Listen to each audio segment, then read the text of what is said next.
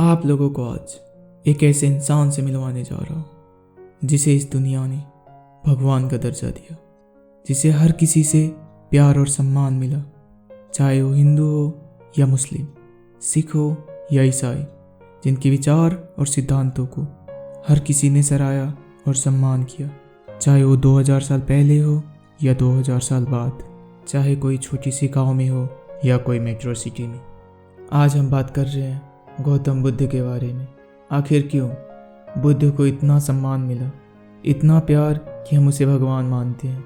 और इन सब का एक ही जवाब है, बुद्ध का सोच, उनका विचार, वो बिलीव जो एक इंसान को महान इंसान बनाया और महान इंसान से भगवान बनाया।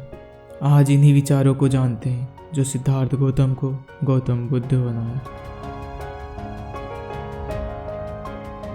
पहला विचार है, You will not be punished for your anger, you will be punished by your anger। आप अपने क्रोध के लिए दंडित नहीं किए जाओगे, बल्कि आपका क्रोध, आपका गुस्सा ही आपको सजा देगा, क्योंकि गुस्से में किए गए काम हमेशा गलत होता है और वो गलती हमारे लिए कोई सज़ा से कम नहीं होता। इस दुनिया में इंसान का सबसे बड़ा शत्रु उसका क्रोध, उसका गुस्सा ही होता है। जैसे एक उबलते पानी में हम अपनी परछाई नहीं देख सकते, उसी तरह आप क्रोध में सच्चाई को नहीं देख सकते, सही गलत का डिसीजन नहीं कर सकते। हमारे हिंदू शास्त्र में कहा गया है, क्रोधो मूल मंथना क्रोध संसार वंधनम धर्मस्य क्रय क्रोध तस्म क्रोध विभजेत। अर्थात क्रोध समस्त विपदाओं का मूल कारण है, क्रोध संसार बंधन का कारण है, क्रोध धर्म का नाश करने वाला है, इसलिए क्रोध का त्याग करें। क्रोध में एक बुद्धिमान इंसान भी मूर्ख के समान हो जाता है। इंसान क्रोध में चीज़ों को बिगाड़ता है। इसलिए भगवान बुद्ध हमें सिखाते हैं, सफलता की प्राप्ति के लिए हमें क्रोध, अपने गुस्सा को त्याग करना पड़ेगा।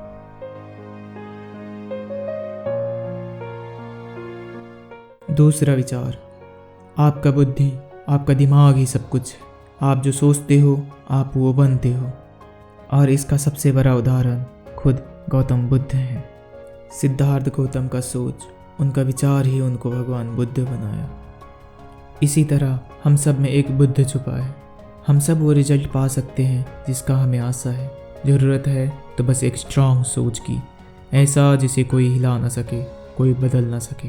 आखिरकार ये तो हम सब मानते हैं कि हमारे दिमाग ही तो सब कुछ है।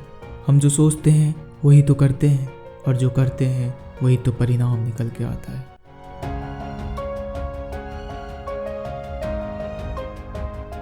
और आज का आखिरी विचार, no matter how hard the past was you can always begin again.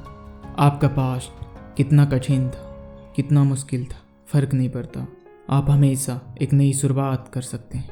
और इसका सबसे बड़ा उदाहरण है महर्षि वाल्मीकि, जो एक चोर रत्नकार से महर्षि वाल्मीकि तक का सफ़र तय किया। महर्षि वाल्मीकि भी एक समय में एक चोर था जो दूसरे को लूटता था, लेकिन उसने एक नई शुरुआत की और आज हम उसे रामायण के लेखक के रूप में जानते हैं, ना कि एक चोर के रूप में। इसलिए हम अपनी पास्ट को भुला के हमेशा एक नई शुरुआत कर सकते हैं। अंततः लोग वही याद रखते हैं जो कि आप अंत में करते हैं, ना कि शुरुआत में।